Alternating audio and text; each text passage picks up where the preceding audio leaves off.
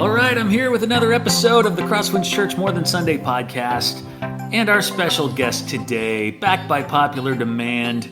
It's been a while. I don't think anyone's demanding I be back, as far as I know. You're absolutely right.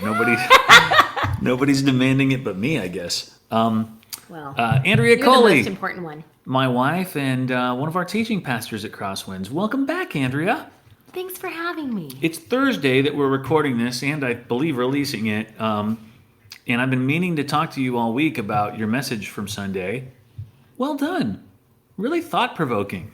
Well, thanks. Some good stuff that came up in that. We'll get to that in a minute. Oh. But how you doing? What's going on? How's the shelter in place? You know, I mean, it's a lot of the same stuff. I keep telling myself I have to block out a day to just do the non-work stuff that's like the, I don't know, recycle bin that's overflowing and the paint project I did, which I believe I spoke about 2 messages ago. Yes. Still finishing cleaning up the bits and pieces, you know. As we sit here right now at a table full of mail yes. that I have not gone through in 2 weeks. I one of the things I'm curious about with you, and I see that Jody has to do a lot with this too, and I imagine Matt's doing this. Anybody with kids in elementary school, middle school, high school, there's a lot of like homeschooling kind of happening right now, even though we have kids in the normal school system. How's that been going for you? I am not doing that. What do you mean?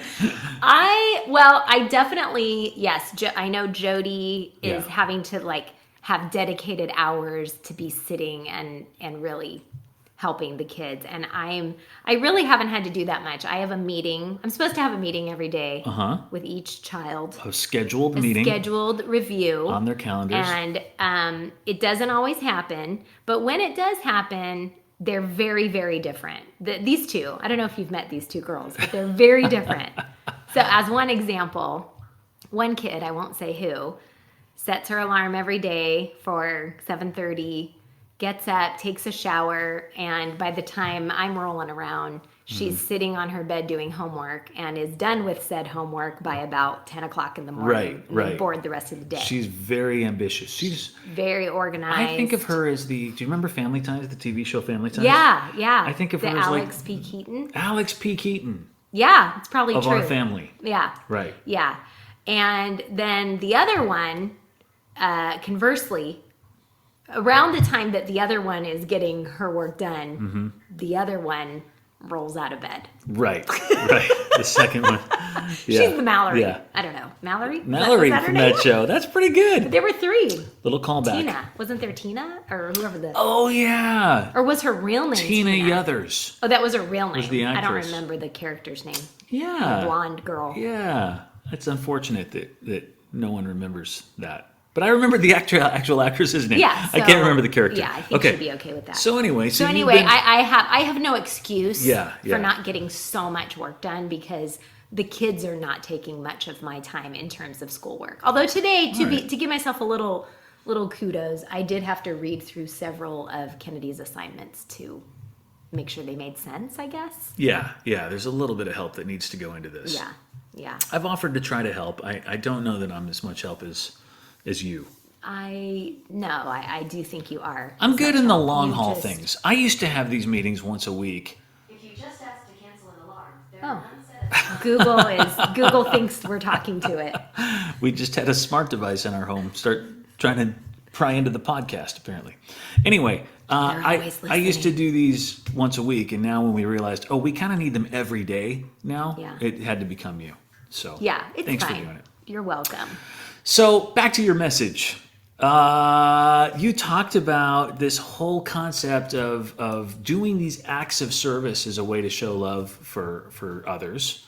And would you say that is the one that is most important to you? Like if I need to show you love? Wait a second. Did you design this whole podcast just so you could figure it out? No. Well, funny you should ask.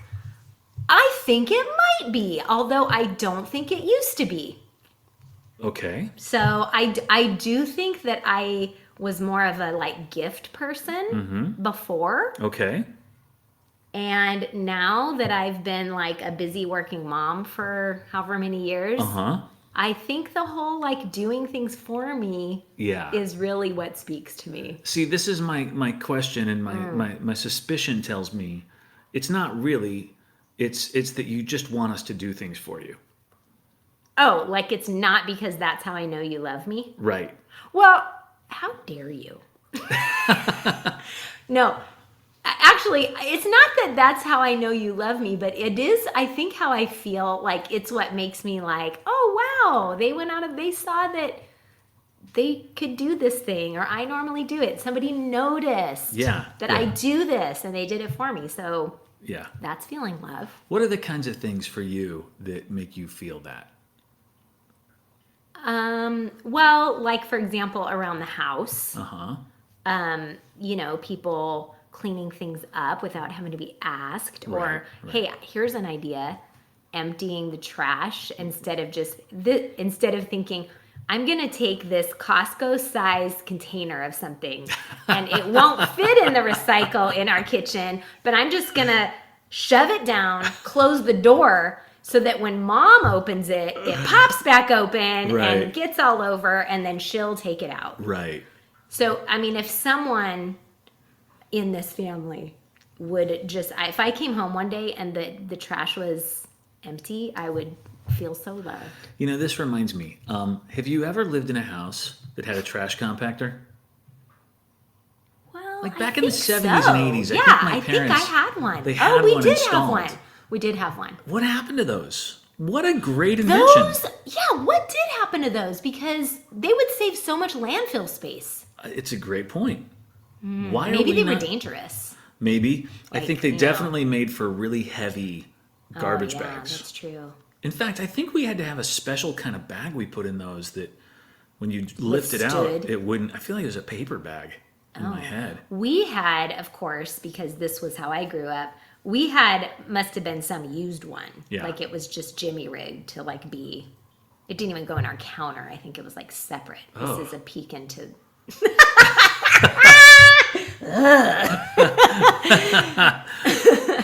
I remember it having wood paneling on the front. It was just an I'll appliance. have to ask my brother This is if like he freestanding remembers. in your kitchen. Maybe. Wow. Weird, right? How could that be? And you'd go It put has your to garbage plug in it, and then you turn it on. I don't know. I'll have to do some fact finding. No, what do you call it? Fact checking with my brother. These things were awesome. He You'd was too little though. He take probably about a wouldn't minute, and then like you'd hear it going. and like crunching Yeah, everything. you'd hear it crunch everything, come right back up.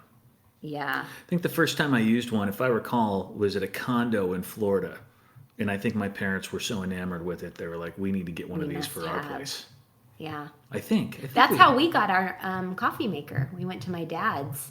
It must have been the Keurig when those first came out. We went to my dad's Yeah. and he had one and we were like, we must have one. What of are these single serving What is cups? this? Instant cup of coffee with out a whole pot. Right. Yeah. Pretty great. Anyway. Okay. So anyway, one way to serve love. you is to take the Take the garbage trash out. I don't and see not you, put the Costco I stuff don't in. see you writing any notes. Well, there's a audio record of this. Oh, you're gonna go back and Yeah. listen? That's what I do. I go back and listen to all of these and Okay. learn from them. I'll let you know if you've Okay, learned. so- I'll let you know. So what else? About me? Yeah. What about what acts of service for you? Yeah, I think I feel like they can all be encapsulated in the like things in the house. Yeah. You know, Yeah. just See, this is why I struggle with all the mess. this is why I think okay, and if let me just ask it this way. If someone else were to do those for you that's not part of this family, would you consider it an expression of love? Like who? Like the neighbor came over and No, what are you saying? like your friend Jamie. Let's say your friend Jamie came over and took our garbage out for you for some reason. Well, yeah, I think I would, except for the problem there would be it would be mixed with being like, oh man, I feel bad that she like had to Yes. do that. See, this is my thing. This is my take. I know that you know that your love language is not acts of service. If when people do things for you, you feel really guilty about it and now feel like you owe them one. I don't know if that's true. Really? You know what? I don't know if that's true. I'm trying to think because when I was researching this message, I feel like I came across something like that. Really? but I can't remember if it's saying it was true or not true, so that's not helpful. Yeah, I don't. Listen, here's my question to you. I don't like it so If much. I'm telling you Yeah. that is something I appreciate, if nothing else, Yeah. why the pushback? Why the pushback, Coli? Well, I don't want to take out the trash. no, no, I don't mind that at all. Of course not. My thing is, I feel like I know you well enough. Oh, I'm sorry. I should have asked you what my love language is. Please enlighten me. How many years have we been married now? How many have we been married? 22. Not yet. 22 come October. Yeah, I round up. Do you? Okay. Good to know. 22 come October, and I feel like I know enough about you to know yours is gifts. I'm less excited about gifts lately. Really? I feel like maybe, Yeah. yeah. Okay. I'll keep it in I mind. mean, I don't want you to give me less gifts. This has suddenly become just like a marriage counseling It really session. has. I'm sorry, It listeners. really has. I'm sorry. But regardless, the point is the same, that you're thinking about who's in your life and what is their language, right?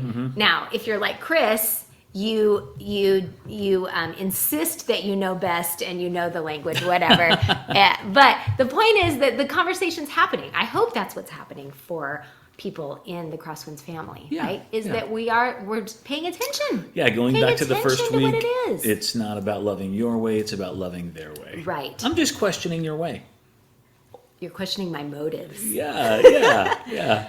Well, listen, we can dialogue about that offline. Okay, we will. But We'll save it. but I mean, my encouragement to people is to have these conversations, right? Because I think that, and the other piece of it too is, it's not like, I mean, I know that there are ways where it's easiest and most predominant that somebody would feel loved, but that doesn't mean that they don't also feel it all sorts of ways. Right.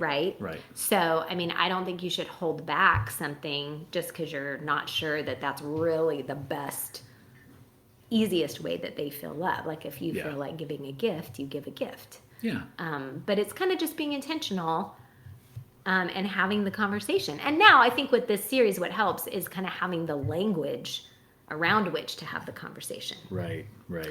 So that's what I hope is happening in homes across the Tri-Valley and beyond, is that this is happening where somebody can say what theirs is and somebody can then tell them they're wrong.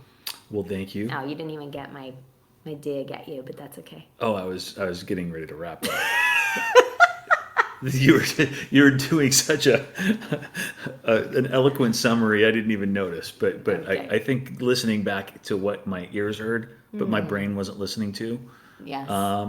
You were making fun of me and making a statement that your language is not yours. Yeah, Yeah, that's yeah. right. Thank you. Thanks for acknowledging. All right. Thank you for doing this. Hey, I want to have you come back and do a podcast with me to talk about Lead Bold. Can we do that? Yeah. It's one of our close-up initiatives, and we have did one last September. There's supposed to be one this September. So there's a lot to talk about when it comes to women in leadership and what it looks like for us to go out and talk about this as a church and help other churches kind of get it. So come back and do that. Yep. Thanks. Okay. All Thanks. right. Bye.